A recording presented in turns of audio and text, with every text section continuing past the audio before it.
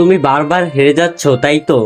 কখনো চেষ্টা করেও সফলতা আসছে না, কখনো সবকিছু ঠিকঠাক করে ফেললেও শেষ মুহূর্তে গিয়ে ভেঙে পড়েছো। তোমার ভেতরে কি এমন একটা প্রশ্ন বারবার ঘুরপাক খাচ্ছে, আমি কেন বারবার হারি? অথচ তুমি চাও না হারতে। তুমি তো চাও তোমার পরিবার, সমাজ আর নিজের কাছে নিজেকে প্রমাণ করতে। তবুও তুমি বারবার হেরে যাচ্ছ কেন? কেন তুমি বারবার হেরে যাচ্ছ? তুমি হেরে যাচ্ছ কারণ তুমি ধৈর্য হারিয়ে ফেলো মাঝে মাঝে। তুমি যাত্রা শুরু করো আগুনের মতো, কিন্তু কয়েকদিন পরেই সেই আগুন নিভে যায়। তুমি স্বপ্ন দেখো বড় কিছু হবার, কিন্তু বাস্তব কষ্ট শুরু হতেই তুমি পিছনে ফিরে আসো। তুমি চাইলে জীবনে অনেক কিছু করতে পারো, কিন্তু তুমি শুধু চাইছো, করার মতো সাহস দেখাচ্ছ না। তোমার একটা প্ল্যান নেই, তোমার একটা রুটিন নেই। তুমি ঠিক করো না প্রতিদিন কি করবে, তাই প্রতিদিন তোমার সময় চলে যায় অন্যের কথা ভেবে, অন্যের জীবন দেখে। আর তুমি আজ যেখানে দাঁড়িয়ে আছো সেখানেই থাকো, কোনো অগ্রগতি নেই তোমার। শুধু ভেতরে ভেতরে জ্বলছো, পুড়ছো, কিন্তু কিছু করতে পারছো না।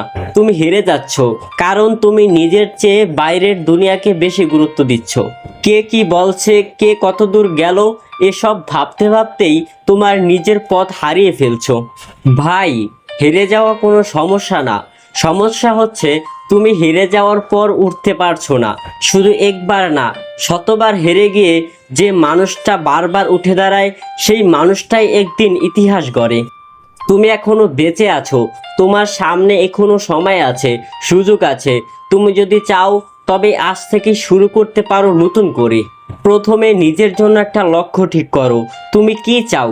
সত্যি করে চাও, নাকি শুধু অন্যকে দেখিয়ে বলছো আমি পারবো? নিজেকে প্রশ্ন করো, তুমি কি সত্যি চাও জীবনে জিততে? তাহলে তোমাকে আলসিয়ামি বাদ দিতে হবে। প্রতিদিন খুব ছোট ছোট কাজ করে এগিয়ে যেতে হবে।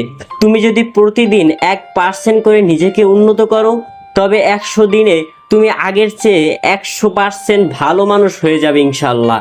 কিন্তু সমস্যা হচ্ছে আমরা 7 দিন চেষ্টা করি, তারপর বলি আমার দ্বারা হবে না। এভাবে কেউ জিততে পারে না ভাই।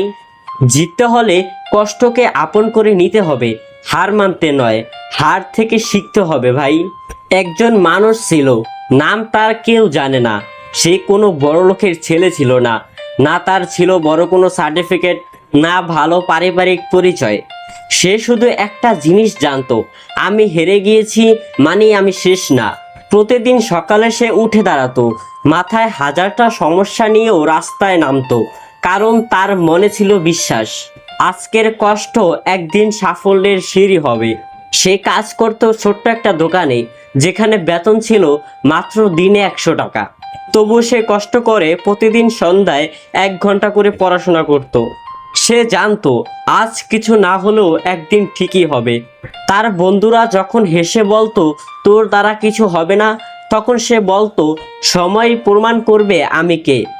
আজ সেই মানুষটা একটা কোম্পানির মালিক, নিজের পরিবার, নিজের বাবা মায়ের মুখে হাসি ফিরিয়েছে। সে একদিনেই বড় হয়ে যায়নি, সে প্রতিদিন একটু একটু করে জিতেছে। ভাই, এই মানুষটা হতে পারো তুমিও। হ্যাঁ, তুমিও। তুমি এখন যেখানে আছো সেখান থেকেই শুরু করো, কারণ আল্লাহর রহমত কখনো ছোট না। ভাই, আল্লাহ তোমাকে সৃষ্টি করেছেন কোনো কারণে। তুমি এই পৃথিবীতে এসেছো কোনো উদ্দেশ্য নিয়ে, শুধু হেরে যাওয়ার জন্য নয়। তুমি এসেছো জয়ী হবার জন্য, মানুষকে আলোর পথ দেখানোর জন্য। তুমি যতবারই হেরে যাও না কেন, যতবারই পড়ে যাও না কেন, আল্লাহ যতদিন তোমাকে বাঁচিয়ে রেখেছেন ততদিন তোমার জেতার সুযোগ শেষ হয়নি। তুমি চাইলে আজ থেকেই বদলে যেতে পারো, শুরু করতে পারো নতুন করে, ছোট একটা সিদ্ধান্ত নিয়ে। আজ একটা কথা মনে রাখো, তোমার শত্রু হলো তোমার অলসতা, তোমার ভয়, আর তুমি নিজেই। যখন তুমি ভাবো আমার দ্বারা হবে না, এই কথাটাই তোমার জীবন শেষ করে দেয়। আর যখন তুমি বলবে হ্যাঁ আমি পারবো, তখনই শুরু হবে জয় করার আসল যুদ্ধ। যদি তুমি এই কথাগুলো হৃদয় থেকে একটু অনুভব করে থাকো, তাহলে একটা অনুরোধ রাখি, এই চ্যানেলে যদি তুমি আজকে নতুন এসে থাকো তাহলে অবশ্যই সাবস্ক্রাইব করো এবং বেল বাটনের অল বাটন সিলেক্ট করে রাখো, যাতে আমাদের সকল ভিডিওগুলো তোমার কাছে সবার আগে চলে যায়। আর যদি ভিডিওটি ভালো লাগে তাহলে একটা লাইক দিতে পারো, তোমার মতামত কমেন্টে জানাও। আল্লাহ হাফেজ, ভালো থাকো।